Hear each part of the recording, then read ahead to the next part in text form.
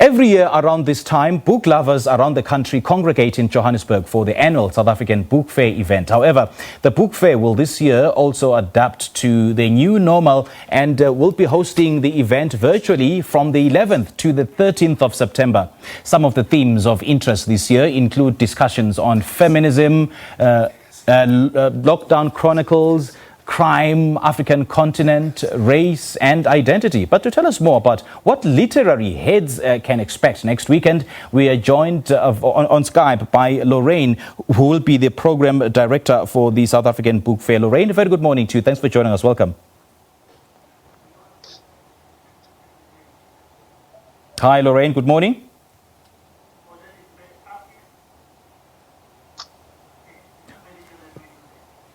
Okay, we seem to have a problem connecting to Lorraine, but let's also welcome into the conversation Melinda Ferguson, who is an author and a writer. A very good morning to you, Melinda. Good morning. I'm tuning in from Paternoster. First time I've been away in 6 months out of lockdown, so you're catching me on a very beautiful morning in Paternoster. It certainly is a beautiful morning indeed. Do take us through about your participation and your role at this year's book fair. So it's a really strange year for all of us, and I think that South African Book Fair has done an amazing job of organising an online book fair this year, which is an incredible feat because it's not something everybody's been used to or we've even known how to do. So basically I'm involved as a publisher, as an author, and I'm going to be doing 2 sessions, one on lockdown, a book called The Lockdown Collection, which I got together as a publisher and author and editor during lockdown with 40 South African writers, people like Fred Kumalo, Phumla Dineo-Xola, many of our top South African authors have participated in this book. So we'll be doing a session with Melusi Shabalala, the Everyday Zulu guy, Phumla Dineo-Xola, and Kelly Eve Quirkman, who's a fantastic feminist writer. And we'll be unpacking kind of what the lockdown has meant for us, but we've got these unbelievable essays in this book. So that promises to be a fantastic session.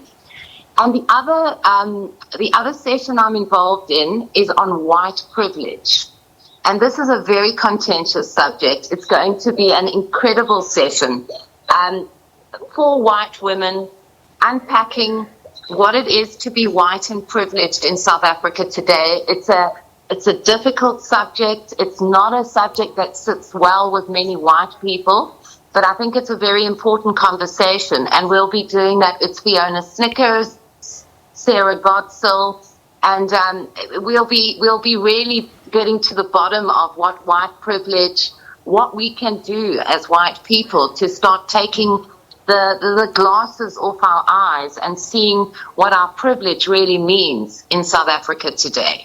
You've touched on a very heated debate, which makes so many people uncomfortable. But please stay on the line. Melinda will certainly pick up on this conversation in a moment. Let me also bring into this discussion Lorraine Sithole, who will be the program director at this year's Book Fair. Lorraine, a very good morning to you. Thank you so much for joining us and welcome to Morning Live. The South African Book Fair event is adapting to the new normal and are doing things quite differently this year. Do tell us about that. Good morning and thank you so much for having me. We are definitely adapting to the new normal. We are not having a physical book fair this year. We have gone completely virtual, and we have a very interesting tagline, virtually everywhere. The book fair takes place from the 11th, next week Friday, until Sunday, the 13th September. It is still exciting, it is still family-oriented, and it is still very interactive.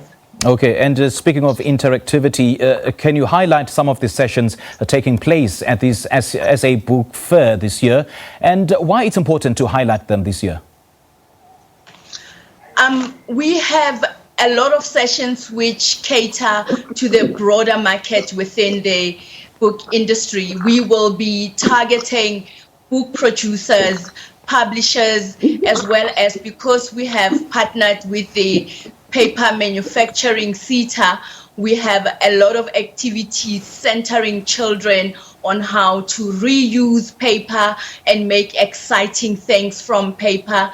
And on the literary program, we are centering the conversations that have made the global stage. We are talking Black Lives Matter, and as Melinda has said, we are talking white privilege, race and identity. We are talking food and gardening, because a lot of us, after having spent so much time at home, we have picked up new hobbies and are gardening from home. We are also talking economics as well as law and justice. All right. Melinda, the sale of books in this country is still significantly low. Is the excuse that books are expensive still valid to justify why people are not buying enough books? You know, how much money are people spending on alcohol? How much money did we buy a packet of cigarettes for? In lockdown, people spent enormous amounts of money on a packet of cigarettes that normally would cost 50 Rand. They were paying 300 Rand. Books are priced, I think, very well in this country, because when you get a book, it's not like having a packet of cigarettes. Yeah. You have a book, you keep your book. Your book stays with you forever, and in the book is much wisdom. You know, many books in this country, that we have got a flourishing publishing industry. We have got the most incredible authors in this country that are talking about the problems, the highlights, the beautiful country that we have, the diversity. Our books are reflecting that. And so when people think books are too expensive, I like to say to them, how much?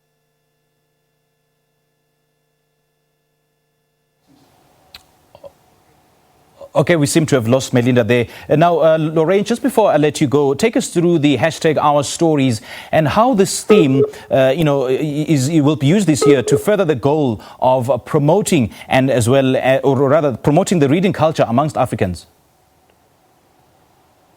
The hashtag Our Stories is a hashtag that we have carried over the last 3 years, because not only is it important for us to tell our stories, it's very important for us to tell our stories in our own voices. We have also partnered with a lot of book development agencies within the country, and the program represents the diversity that is not only represented in South Africa, but also in the rest of the continent. And talk us through the Pan-African collaboration and the objectives that are set to be achieved through this initiative. The Pan-African collaboration is the promotion of local, African-owned and controlled book production industries, as well as an exchange with writers, illustrators and storytellers on the continent's national book fair platforms. All right. Lorraine, thank you so much for chatting to us. We appreciate your time. Thank you for having me. That was Lorraine Sithole, who will be the program director at this year's SA Book Fair. We're also in conversation with author Melinda Ferguson. They've been speaking to us about the South African Book Fair virtual event that is set to take place from the 11th to the 13th of September.